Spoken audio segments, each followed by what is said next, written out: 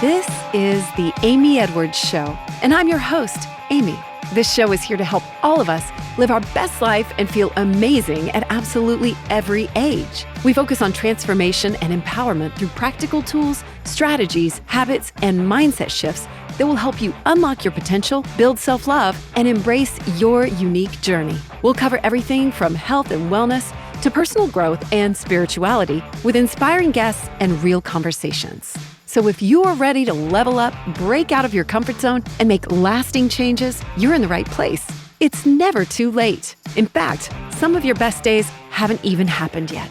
Let's get to it. Love this moment and make the next one even shinier.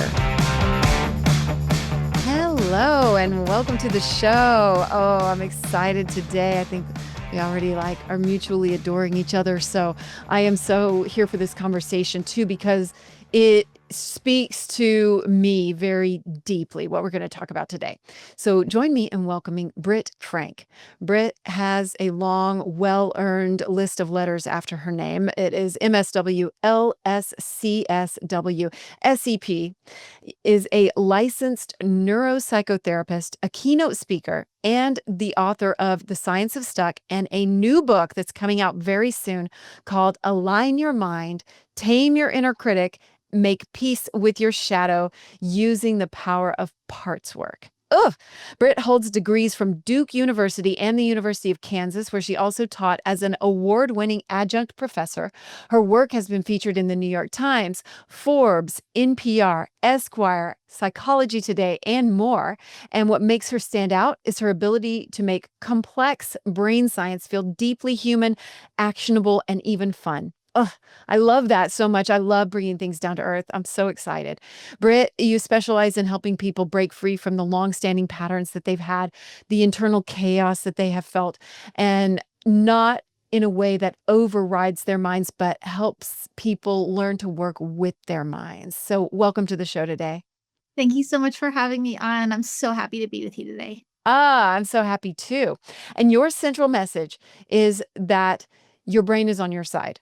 And I think that is such a powerful reframe because so many times we think our brain doesn't have our best interest at heart. So what does that mean for somebody that's battling, let's say, anxiety or self-doubt or spiraling thoughts? And it's so true that we are primed and conditioned to think of our minds as the most hostile room on the planet. The worst place in the universe is this space in between our heads where we live our lives and love and have our grand adventure on earth. And what if we didn't have to fight? Even the language that we use, we battle anxiety, we fight addiction, we have to kill our ego. But what if everyone was actually on our side and we just need to speak the same language? And I love that you said we don't need to override our minds, because that's my whole message. We don't need to kill ourselves, kill our ego, fight our anxiety, or override our minds. But when we align it, meaning we're in the right relationship with it, things work better. You know what? I'm so sensitive to words, and I love that you mentioned those because I know that they have so much power and we're unconsciously doing those. I think about people that say battling cancer even. I'm not saying cancer should be your friend, but the words we use have so much power. That's such interesting examples. And that's a really perfect illustration of how the spiritual and the science all intersect, because I'm super woo. But even if you didn't believe in the energy of words, the very act of saying I'm fighting anxiety, your brain is very literal. And if it thinks you're fighting something, it's going to send cortisol down all the little pathways to prep you for a fight or flight. And so the very act of using battle language is flooding our bodies with stress hormones. And if you believe, as I do, that the words have energetic qualities to them that science can't possibly even begin to understand, then you've got both the biological and the spiritual working against you. When the language shift, sometimes that's not the whole ball game, but sometimes the language shift alone is enough to start a new relationship with our own minds. Oh, it has been for me. I'm a recovering ruminator. And so it has been for me, but I never even thought about the actual brain chemicals that are going with those words, like what you just said. But that's so counter to what we want, like battling X, insert whatever. So how do you start? Where do you start? Like, What do we do? Like, what do you do? and the answer is not just be resigned to it. Oh, well, I guess I just have anxiety. I guess I just have addiction. We don't need to fight it, nor do we need to be in just sort of, this is who I am. And that's not Yeah. true. Let's start by validating that's a part of you that's trying to help you. It's doing a really piss poor job, but that's only because it's not trained. Sort of like a little kid helping in the kitchen. I really like to think of things like the inner critic or those sabotaging, and I'm a recovering addict. So even the addict parts of me, less like this evil entity that's trying to mess up my life and more like a 3-year-old helping in the kitchen. There's going to be a lot of messes and nothing is going to taste right, look right, or go well. But it's not because the 3-year-old is bad. It's because they don't have the skills to do the job. And if we don't have someone at the center of our consciousness leading all the parts are going to take over the kitchen and we're going to call those things symptoms. Wow, that's so profound. Okay, tell me more. I want to know. No, that's really like so profound, and it's such a shift to think about things as just not trained. So what is, let's say, depression? What is that? That's a not trained what? Like, Yeah. what does a trained version of that look like? That's what I'm getting at. So, okay, so I'm going to put a disclaimer here so you Okay. and I don't get angry DMs and cancel. Okay. I'm a licensed therapist. I'm not saying depression is not real. I take psych meds. I see. Oh no, certainly not. So I have to disclaim. So I'm not saying your symptoms aren't real. I'm not saying people aren't suffering. I'll say this though. Depression is not our enemy. Depression is a white flag that is waving, saying, help. Something is not right here. Something is off here. So the thing to battle isn't actually the depression. The thing to battle, if there was a battle, is whatever happened to us or whatever we experienced that never got addressed or tended to.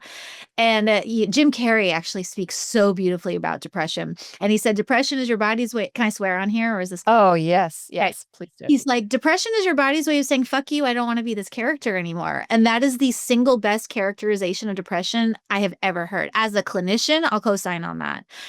Depression is not the problem. It's a problem, but it's a sign saying we have a problem. It's like a fire alarm. The fire alarm isn't the thing you need to fight with. The fire alarm is going off to tell you there's a problem. So the inner critic's voice is untrained. I actually have never seen a case where depression didn't make a whole hell of a lot of sense in the context it was happening in.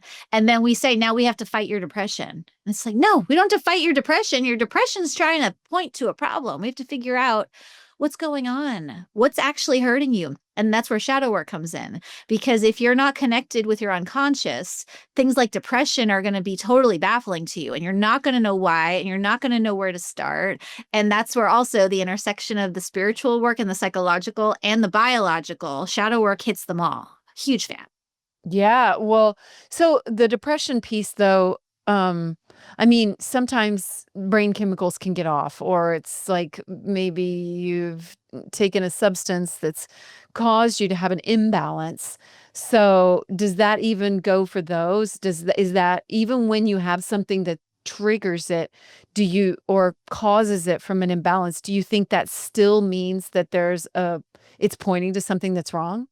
That's such a good question. And I can hear all of the people saying, well, I took meds and I was fine and my life was fine. And that's Yeah. great. That's you. I'm really happy for you. I have not seen where depression is purely chemical without any relational, without any trauma, without Really? That's fascinating. That's very interesting. Yeah. So I'm not anti-meds, but Mhm. you've also disproven the chemical imbalance theory. Really? Yeah, if you say to a psychiatrist, what's the precise balance of chemicals? They're going to be like, oh, I don't know. Psych meds are sort of a throw the spaghetti at the wall and hope it works. It's not an exact science. And the chemical imbalance theory of depression was created by the pharmaceutical companies. No shit. Oh my God. Of Proven course. it's not a real thing.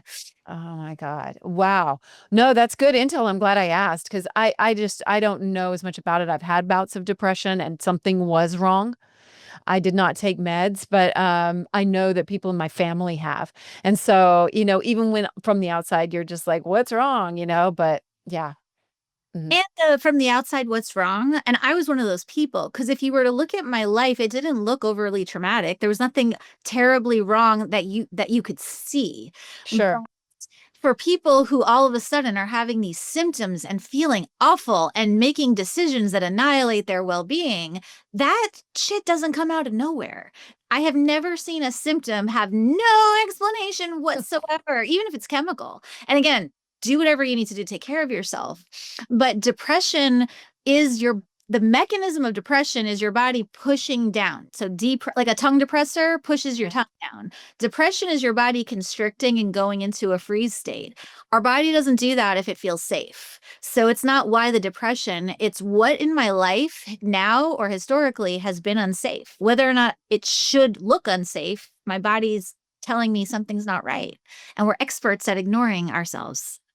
Yeah. Oh, expand on that. We're experts at ignoring ourselves, please. Myself. I'm sure nobody else listening has ever just sort of excused away. No, they didn't mean to do it. Or, but they're really good to me. And when it's good, it's really good. And yeah, they drink too much, or yeah, I drink too much, but it's fine. Everything is fine. It's not fine. And your brain loves you so much. All of it, all of your parts love you too much to let you lie to yourself without it waving the flag. Again, those symptoms are storytellers and they're saying something needs to be seen and heard and loved back into alignment. Symptoms are not things we need to fight. They're things we need to listen to and let teach us. We don't just suffer, but the symptoms are storytellers. They're signals. They're not the problem. How do you know our brain loves us so much? I don't, because nobody really knows what consciousness is. I'm not going to here and say I've cracked the universal age-old code on what's consciousness. I will say I've tried every other framework I could think of, and the only one that had any like forward movements, move the needle, was, all right, I'm just going to start with the assumption that my brain loves me and let's see what happens. And oh my God, things happened. I already started with I'm a piece of crap and everything sucks and my brain's out to get me and I'm broken. I was sent out of the human factory missing my software and my install update didn't happen. What if just for science we tried, what if my brain loves me? Oh my God, that changed everything. And you said you're in recovery, Mhm. right? I live with someone in recovery, and so I know a lot about the recovery world. And there is a lot of this "I'm inherently broken" kind of a feeling in there, and not kind of, but there is. And so that's profound. I'm a big fan of doing experiments, like just try it for a little while and see if it works. And that's almost like what you described there. Like, let's just play with it, right? So what did that look like? How did it change everything? Like what Mm. was that like for you, and what have you seen other people do? Yeah. And even the word recovery, and I realize I just used it, but I don't even like that word for myself. If you're You know what? You're right, because it implies like going backward, climbing a hill, or I don't know, something like that. What does it imply to you? What does it sound like to you? it's climbing, it's going backwards, and it's identifying with, like, I don't say I'm in recovery from not knowing how to drive. Knowing how to drive is just something. Right. Like, I don't count the days that it's been since I learned how to drive a car. I just Right. now, right? So, and again, for some people, counting days and having that identity of recovery is great, and everyone should do what works. But for me, there came a point where I don't want everything I do and say to be attached to this identity that doesn't make sense anymore. So I don't know how many days I've been in recovery. I don't do drugs anymore. I don't know how many days it's been since I've been in a bad relationship. I have healthier relationships now. So it's really more of a discovery than a recovery process. Oh, cool. I love Like, that. in it. But to answer your question, that was my little detour. No, I love it. How does, like, assuming your brain loves you change everything? Yeah. Every symptom now becomes a messenger instead of an enemy. Mm. Just biologically, you're going to have less cortisol and less stress shooting through your body if you, instead of going, oh no, I'm anxious now. Now I'm anxious about being anxious. You go, okay, this feels like absolute dog shit. I hate the way anxiety feels, but there's a message here for me, and I'm going to follow the clues. we don't want to medicate away the clues. Medicines are only supposed to be used to make you feel more like yourself, not to take you out of yourself. And then it's follow the clues and where are they going to lead? In my case, they led to every relationship you have is toxic, your finances are a mess, you're using drugs, you're an absolute chaos, hot mess train wreck. But like, you're not a bad person and you can change things. I was so mad about that. I'm like, no, my identity is I'm broken. I'm the most broken person. I was kind of a narcissistic broken person. Like, no, I'm the worst. Mm. My pain is the worst and my behavior is the worst. And everyone hates me because I'm so bad. It's just inverted narcissism. But what if my brain loves me and I can make changes based on my choices? I can change things. Oh, I hated that because then I couldn't be a victim anymore. But it was much fun Ah. to not be a victim. Oh, wow. Yeah, that's interesting. Like it takes away the fun of that victim, Yes. role that you get to play, like your superior awfulness or whatever. Yes. Uh, Not hurt anyone, but my superior, my queen royalness, superior awfulness. That's so genius. I love that. Yeah. And I wore that identity like a little weight blanket because if I didn't have it, then who am I? And this is Mm. the ego is interesting because we talk about in spiritual circles, kill the ego. But you need an ego. A functional ego is just a filtration system. And it tells you, what's the appropriate thing you might want to wear to a funeral versus a football game? And how might, and that doesn't make us fake or inauthentic. I think of the ego like our closet of personalities. And it's like, well, which personality do I put on for the occasion? Mhm. None of them are fake. It's just, I am consciously choosing to show up in this way for this time. And I'm going to look and sound a lot different. I don't sound like we're speaking right now. I'm trying to speak semi-intelligently, but I'm going to be home, picking my toenails on my couch later watching Yellowstone. They're all authentically me. So, Mhm. Yeah. Well, so once we say this, then I suppose you talk about having dialogue with your mind. So I suppose that moves us into more of a flow with our mind, like, right? Going with rather than against. And so what does that start to look? I know how it's looked for me. And so I feel like I can kind of relate to some of the stuff that you teach. I'm excited to learn more. But what does that look like for you? And what do you teach people in the book? oh, now I want to know. My therapist parts are kicking in. I'm like, what does it look like for Oh, you? yeah.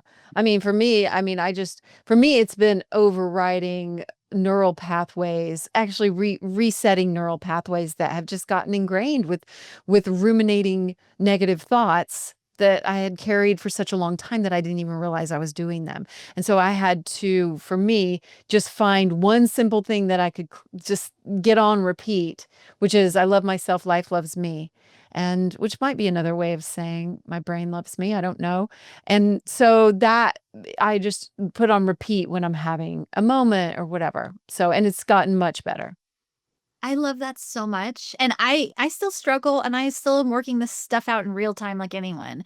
And so life loves me is my brain loves me. That sort of is all the Uh-huh. same idea, which is so beautiful.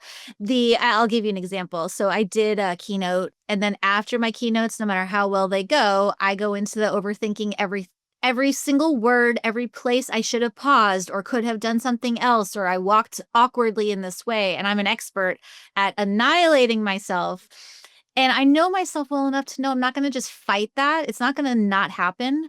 But I call it the follow your drunk friend around the bar exercise. If you have a really good friend who's belligerently drunk, you're not going to be able to reason with them, but you can sort of follow them around to make sure they get safely home. And I think of that voice like my belligerent drunk friends who I'm like, okay, I know you think that right now.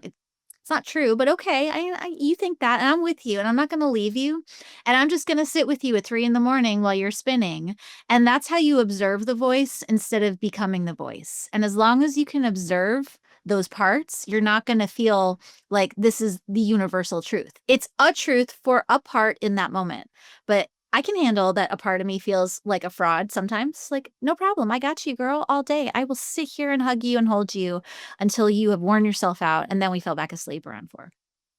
That's so interesting because that's in motion, us not overriding like you were talking about, which is very interesting. I think what I'm doing is overriding, maybe. And so instead, you would take that and just be friends with it, kind of.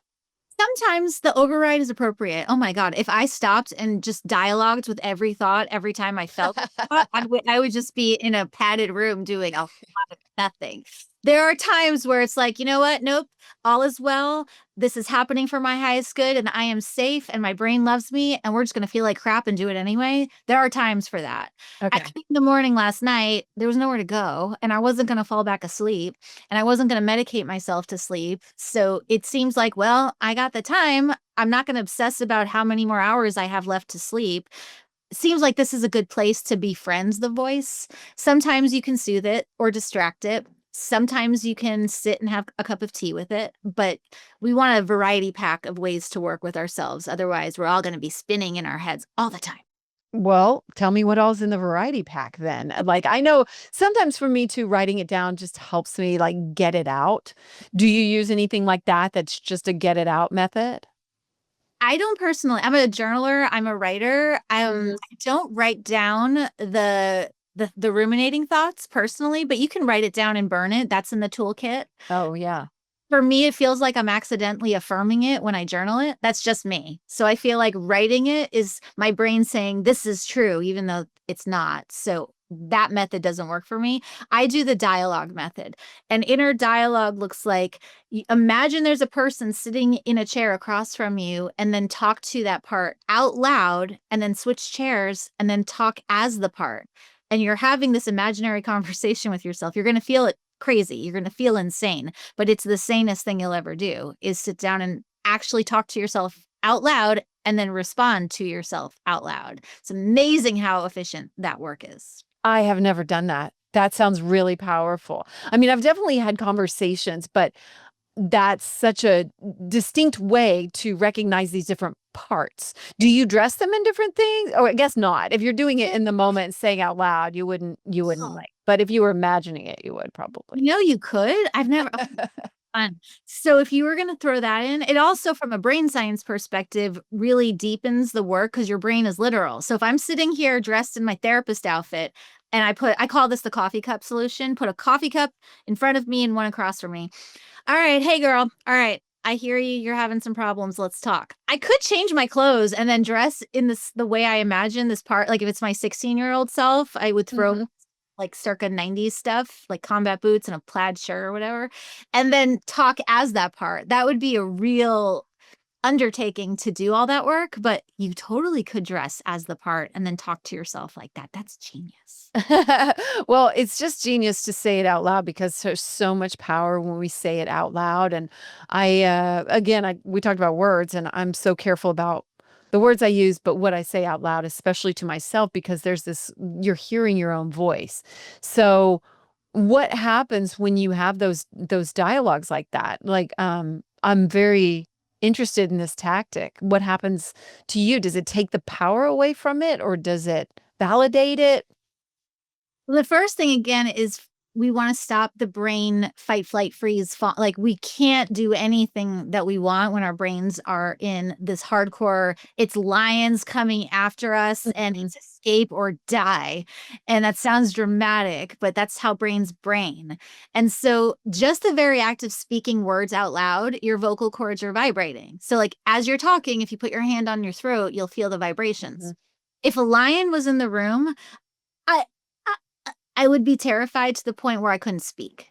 And that's because when you're in fight, flight, freeze, your voice goes offline. So the very act of saying words out loud is telling your brain, we're probably okay. Like we're safe.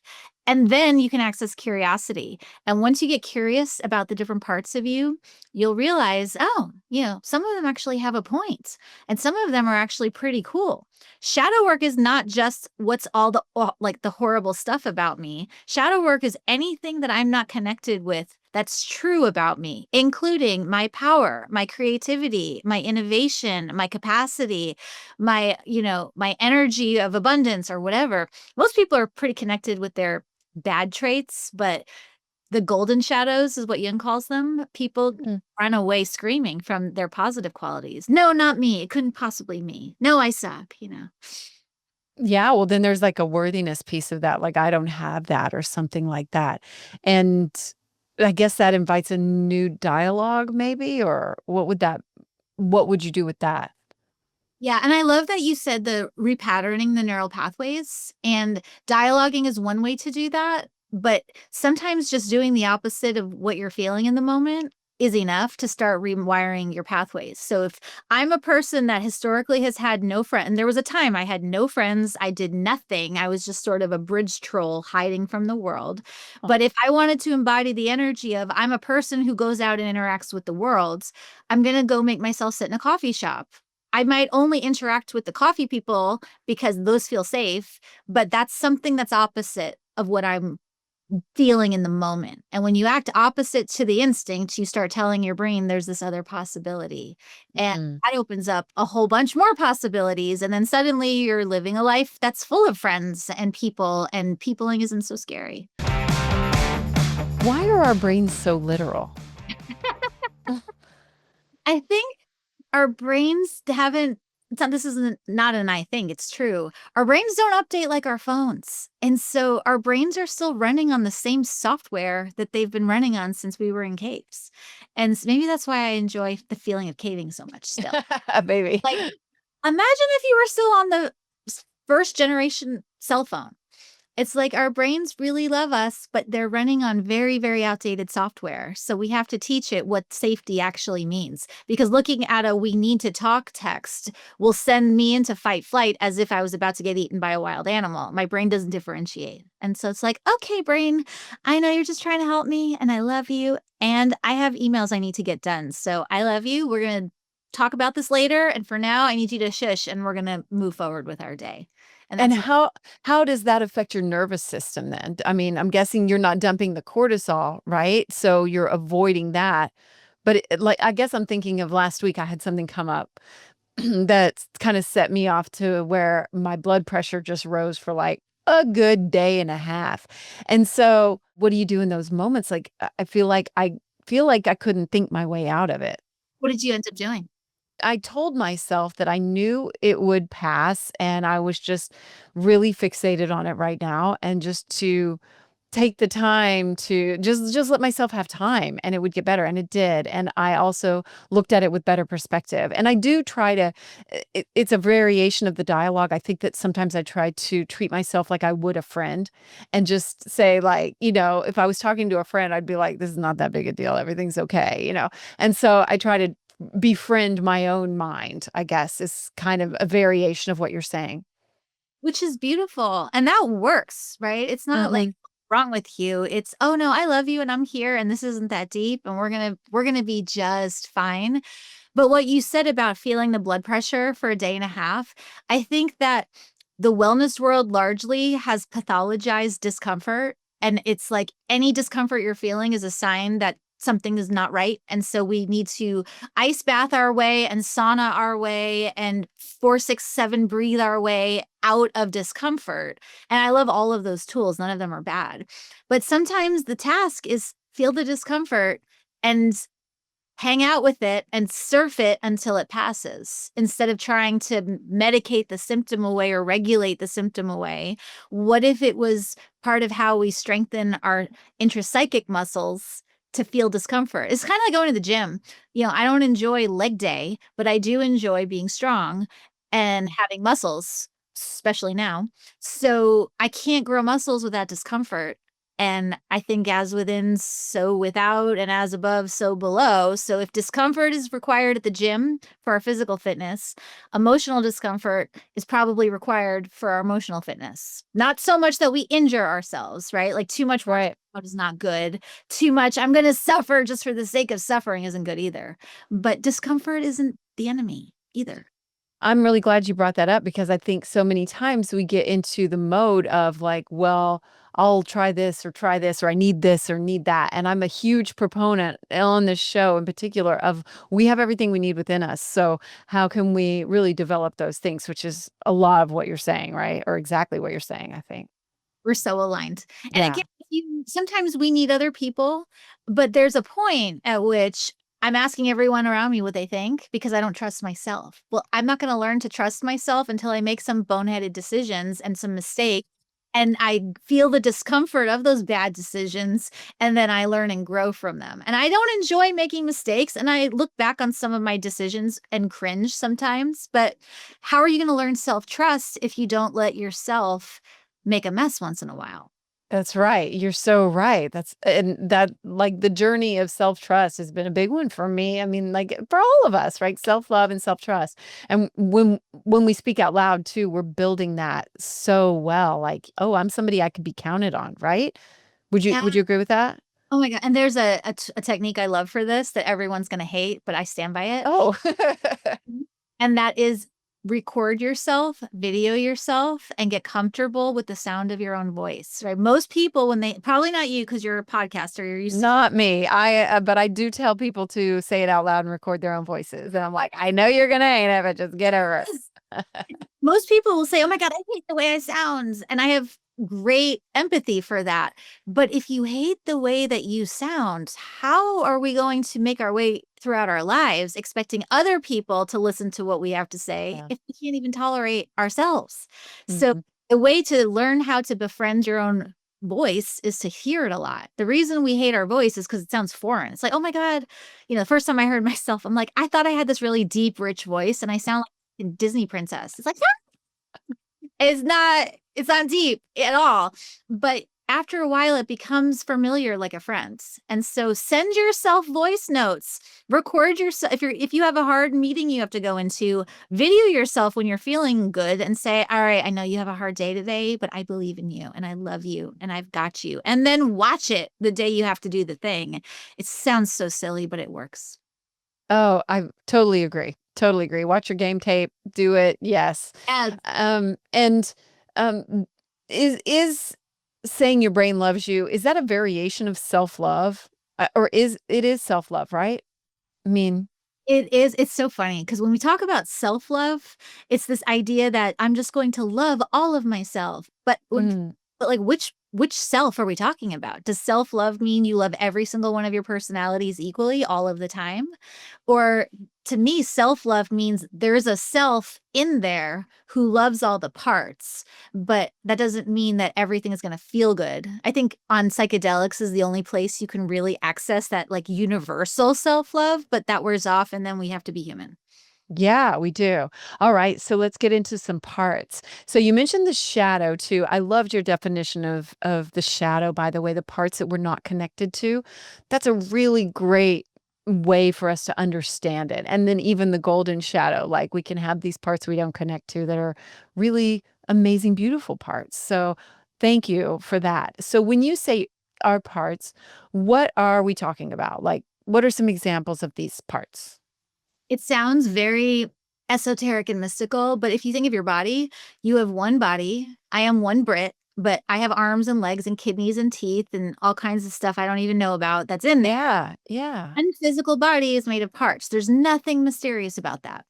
But somewhere we all learn to think of our mind as this singular thing, just this one thing, and Mhm. it's either normal or distorted. It's either good or it's evil.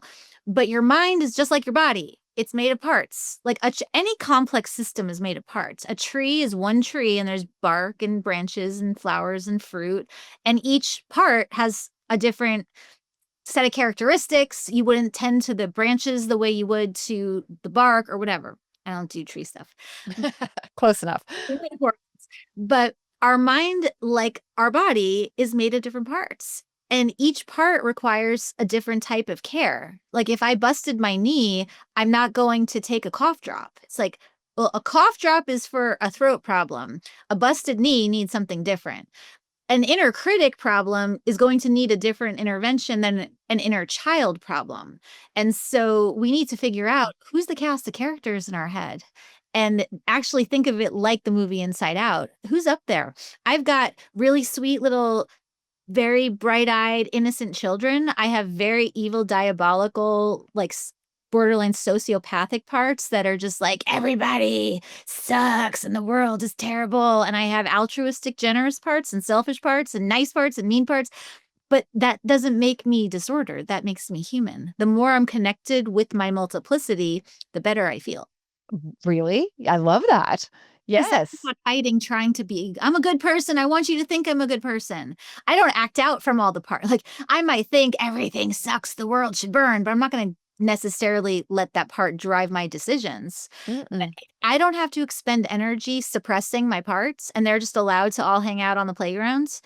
That energy then gets freed up that I can use for other things. And a tremendous amount of energy is released when we don't need to suppress the parts of ourselves that we don't like. Again, I don't let my parts say and do whatever they want, but there's some wacky thoughts that pop onto my consciousness on any given day. It's like, oh, hi, you're there. Cool. Nice to see you. And you just let it go. Sometimes just acknowledging it is enough for it to be like, okay, cool. She knows I'm here. Bye.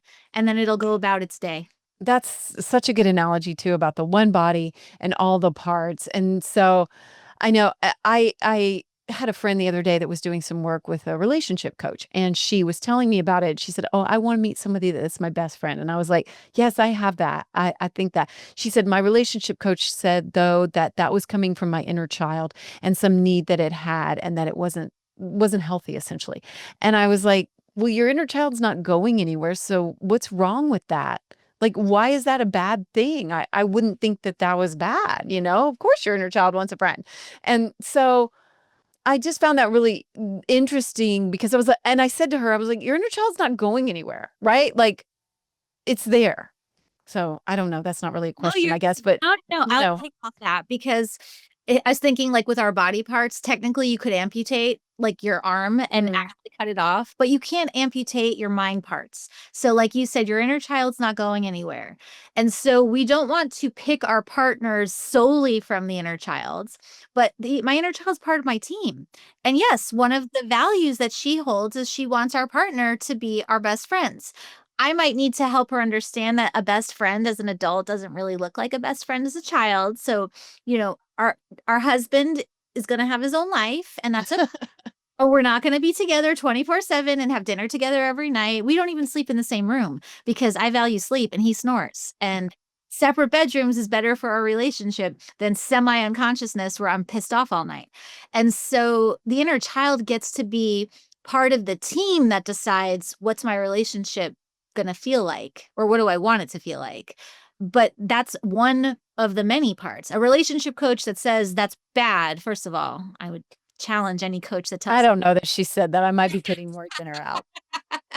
But like if someone said I want my partner to be my everything and meet all of my needs and save me from myself, that's a wounded inner child. And yes, I understand that they have their wants, but we have to figure out who else on the team is going to opt in to this idea of relationship goals. I love thinking of it as a team too, and like you're working together for the greatest good, right? And so what do we do to get more harmony with all of our parts? Like what are some tactics and tools that you teach? It's sort of like doing family therapy inside your head. And my book is based off of internal family systems therapy, which was designed by Dr. Richard Schwartz. I sort of took it and went rogue a little bit with it. I love his model. Cool. It's beautiful. And so I'm like, this is sort of like IFS's little scrappy cousin. And so, how would you get to know a room full of people? If you are not accustomed to thinking of your mind as your team, your people, your players, your brain loves you. Okay, well, it's like you just walked into a room full of people that you've never met. So, what do you do if you walk into a room full of people you've never met? If you're me, like stand by the wall and hope someone comes and adopts you who's an extrovert. But you have to start by saying hi. And you walk up to the friendliest looking people that seem to have open body language and you say, hi. And again, I'm awkward. So, hi, I'm Britt. Can I hang out with you, please? That's what we have to do with our own minds. We have to start with, is there any friendly voice in there? Not let's start with our trauma, not let's start with our critic, not let's start with our addict, but like, is there anybody up there that's semi-friendly? And when people say, no, everybody up there is out to get me, I would say, well, if you're in therapy or listening to a podcast or reading a book, that means there's at least one part of you that is curious, seeking knowledge, and has hope for things to be different. Otherwise, you wouldn't be reading the book, listening to the podcast. So let's go say hi to that part of you and see what happens. And a lot of things happen when you start there. That's beautiful. And I like this concept too of just training the different parts, like you mentioned about I think you mentioned it in relation to depression, but you also mentioned it about the inner child. And that's really very cool way to think about it. Oh, like, oh, it gives you compassion almost for each of those parts. Yeah, it's like parenting. It really is Yeah. self-parenting. You know, my teenage parts still want to pout and just be miserable and smoke cigarettes and lay on the couch and eat pizza. That impulse hasn't gone away. You know, anytime I've had a bad day at work or I'm uncomfortable, my first thought is, let's do bad things. But I have built enough of a relationship with those parts that I might say, all right, I know you want to just go get absolutely shit canned on cocaine right now and everything else we can find. But that's probably not going to help us. So let's think about some other choices. What can we do instead? We might not feel as good as fast. Nothing makes you feel as good as fast as drugs. That's why they're addicting until they stop working. But maybe we try something else. And then you validate just like a kid, you can validate the feeling of a child while also not indulging it. Oh, I know you don't want to put on your seatbelt, and my job is safety, seatbelt on. And so the same thing is true with ourselves. I can validate my feelings without co-signing on them. That's really good. Yeah. I mean, really great. Clearly you've worked on this. No, that's really, I was just thinking about ways that I do that too. That was what was kind of coming up for me as you were talking. And I was thinking about like, I have a tendency to want to overeat, or I'll notice too now I'm been training myself. So I'm so much better at it about if like something happens and then I want to eat chips. Something happened like last week and immediately I was like, I may just drive to HEB, and that's our grocery store, sorry. And go get chips. And then I was like, oh, there's that. And I get it. I feel like you're giving me like an accelerated, bigger tool to use with this dialogue, like saying it out loud. Like I wish I had in that moment, but that's so useful when you can just catch it in the moment, right? Yes. And then sometimes you're going to eat the chips. Yeah, sometimes I am gonna eat the chips.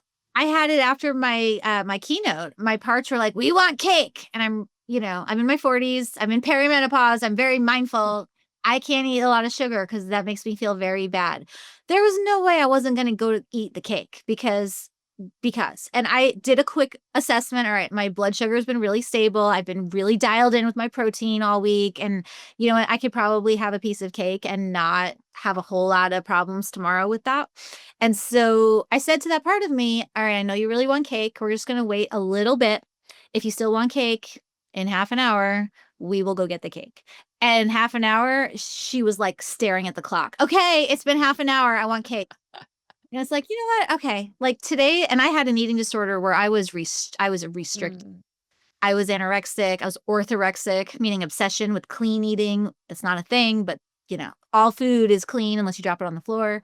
Um, so sometimes eating the chips is the medicine. Not always. Sometimes it's all right. I know you really want to go binge eat the chips, and yeah, that feel really good. And we still want to feel good 2 hours after the chips. So Yeah. we're going to do something else. And then you get to be sad that we're not eating the chips. I used to love binging, and parts of me miss doing it, but I don't miss the way it would make me feel. Yeah, that's good perspective to have too. Well, as long as we're talking about bodies too, I think you talk about somatic intelligence and, how does listening to our body support the mental clarity and emotional regulation that we can have? It's tough, right? Because cravings feel really true in the moment. It's like, no, my Yeah. truth is I need drugs. My truth is I need a toxic narcissist. My truth is I need to eat 10,000 calories in 20 minutes.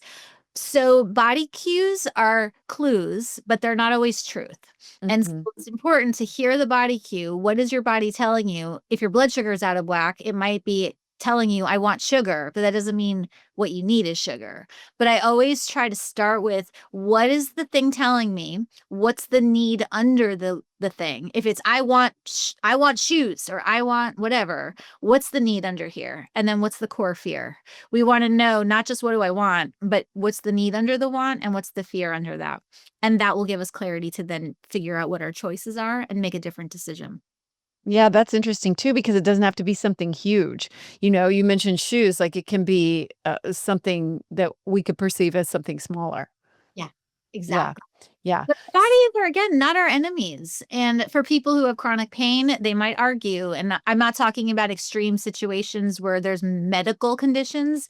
I'm saying generally the things that we thought make us broken make us human. And the parts of ourselves that we often think are out to get us are the ones that are trying the hardest to help us. What about subconscious beliefs and, the limiting beliefs that maybe we're carrying with us that we aren't even that conscious of? Yeah, and that work is beautiful. And when you start to uncover unconscious beliefs, you'll realize your parts did not come pre-installed with those. We learn them. We either learn them genetically or we learn them behaviorally or we learn them through repetitive whatever. But the belief that I'm a terrible person, if you unburden the part and we do the work of where did that belief come from and where did you learn that, and it's interesting. Parts aren't, they don't exist to hate on themselves. If there's a, I hate this part of me because this part of me feels away, there's almost always some sort of trauma, either a small trauma or a big T trauma. I don't even like thinking about trauma that way, but there's an injury there. And if you can tend the injury, that part becomes free from that limiting belief. Because the belief that I'm small and insignificant and useless and a waste of energy is just not a native belief to any of our parts. This is my belief until we learn it somewhere. And so are those kind of those questions that you listed were really good. Like where did you come from? Like where did you start or whatever? Are those kind of some things that you could get into in the dialogue? Yeah. Seems like And you could. you might not always remember, especially if what happened was, if I'm in my crib and I'm 6 months old and my father comes home every night drunk, screaming, and my mother is, hiding under the bed and ignoring me, I might get the belief that I am not safe and no one is coming for me. I'm not going to ever remember that because you don't have the brain structure to remember what happened at 6 months old. But suddenly I might be 26 in these crazy making relationships, feeling terrified of abandonment, and there's no dialogue that's going to help me remember why. And Mm. so if you can't get the why, I always tell people your storytellers are the symptoms. And so even if you don't know exactly where they came from, we can assume if your brain loves you, you're not going to come to the belief that you suck. So let's just assume you learned it somewhere, even if you can't remember where. Oh, I love that. Yeah, really important. You mentioned you don't like thinking of trauma as one bigger than the other. Do you want to expand on that? Yeah, in the trauma world, there's this idea that there's big T trauma and little T trauma. Sure. And again, I'm not saying all trauma is the same, but categorizing it doesn't really help. It's like your pain is your pain, and I might not have the same pain as a person down the street. And having perspective on privilege and access to resources and that I might have more choices than someone, that's healthy. But I shouldn't count mine as real trauma because someone else had it worse. Like comparison thing isn't useful. By that logic, only one person on the planet gets to be upset about anything. Always, I broke my leg. Well, you broke too. Well, at least your legs are going to heal. Mine don't. Well, at least you can. Who gets to be upset by that logic? Nobody. Yeah, that's so good. Well, you talked in your previous book about being stuck. And so just touching on that a little bit, what do you wish more people knew about like the stuck feeling and that so many of us can carry, like when you're stuck, and how does your latest book, Align Your Mind, expand upon that idea or touch on or kind of get into or help somebody who feels stuck? Yeah, and all the brain regulation things that are trendy now, I'm a big fan of. But sometimes you're going to feel stuck no matter how much of the wellness work you do, no matter how many hot yoga classes or affirmations you chant, you're still going to feel not quite yourself. And when those things stop working, that's where this book really deepens that, because stuckness sometimes is you're not really stuck, you just don't like your choices. And that's a Mm. different problem than actually being stuck. Sometimes it's I'm not really stuck as much as I'm scared to take a step and I'm feeling stuck. But when you know who your parts are and and the good question to ask yourself is, how old am I feeling when I feel stuck? Do I feel Mhm. 20? Do I feel 2? You don't have to have an exact age, but generally speaking, do I feel like my most badass, capable adult self, or do I feel really young and small? Once you get a sense of, oh, I'm actually not feeling grown, I'm feeling like a 16-year-old, then it's like that clarity comes back on. And when your clarity comes online, you do not feel as stuck. The opposite of stuck really is clarity, because then you have the board, you can see all of the moves, and it's like, oh, I know what needs to I know what I need to do. I don't like what I have to do. It's going to hurt. It's going to stink. But I do realize that this choice will then move me to this one, to that one, to this one. Been there. Yeah. Yes. Oh God, same, same, same. Yes. Yeah.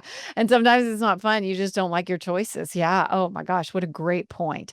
Well, we're coming up on time. What did we miss that we really needed to cover today? Or what do you really want to end on as a message for the audience, or both? I keep coming back to your brain loves you. And I can Mm. feel the resistance to that idea, because I had it too. It's like, well, then why am I anxious and depressed and addicted and unhappy and lonely? And it's like, I have great empathy, because I was there too. I was smoking crystal meth in a dirty bathroom, Wow. and doing really unspeakable things to acquire said meth. I get it. The pain of our lives is real. And what if we just played the game of pretend your brain is on your side? What would happen if you sat down and had a cup of tea with the most aggressively awful parts of yourself, or the ones that you think of as that way? What would they say? What would your brain want you to know if you listened to it? And then you find that, like, the best friends you could ever have isn't even your partner. It's the voices in your own head. They become your team. And it's a lot more fun traveling through life with a team inside. Britt, you've come such a long way. Like, it really touched my heart. Thank you for sharing all that. Thank you for having me on. I really Oh look. my gosh. Yeah, and just, do you think having gone through what you went through really just helps you so much in the work that you do? I'm sure it I does. wouldn't wish this path on anyone, and I would not want to go back and repeat it. And I regret none of it. Even the worst decisions that I made, again, not proud of them, wouldn't repeat them. And every version of me that existed doing terrible things, which I've had to clean up and make amends and own and do all of that. But every version of me got me to this one, and I really enjoy this one. So, yeah. That's so true. I feel that way quite often, and I know what you mean. So thank you. Thank you for everything you shared, and I'm very excited that your book is coming out. Can you share how everyone can follow you, learn more, and order the book? Yeah, so the book is Align Your Mind, and you can buy it wherever you buy books. Follow me on Instagram at Britt Frank, or find me on my website, brittfrank.com. And everything is in the show notes, including a link to order the book, maybe pre-order, but maybe you're listening to this after it's already out. Go order it. I mean, really powerful stuff. And I feel like we just touched the surface of the work that you can really do. So I'm really looking forward to reading it. And I just want to congratulate you on everything that you have accomplished. So thank you so much for being here today. You have me. So huge thanks to Britt. Wow, that was really powerful, huh? She's been through it and yet still is able to love her entire journey. And that is really magnificent. And I feel like that's kind of the goal. For me, I know that I don't have to love that I made all those decisions, but I just love that it got me here. And I love the person that I am. And if you took any of that away, I might not be the same person. And so, that's really, really powerful. So thank you to Britt. And thank you for being here today, because when you turn up for these conversations and these interviews and this learning that we're doing here on the show, it is putting those things, in motion in your life. It's showing the universe, hey, I'm showing up for this. And that's really cool.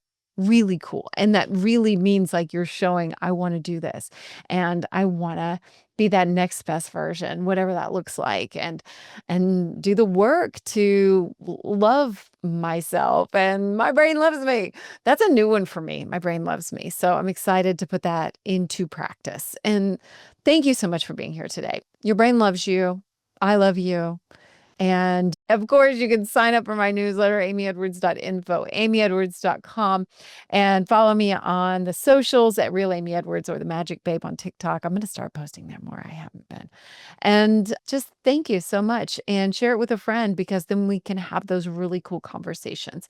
So other news, I don't know. I'm just thrilled to be here another day, right? On the mic another day. So thank you so much. Reach out to me anytime, respond to my newsletter, DM me, whatever. I'd love to know your thoughts. So thank you so much. And keep shining bright. Till next time. Thank you so much for being here. Please rate, review, and follow us. And we'd love to hear your feedback. Keep shining bright.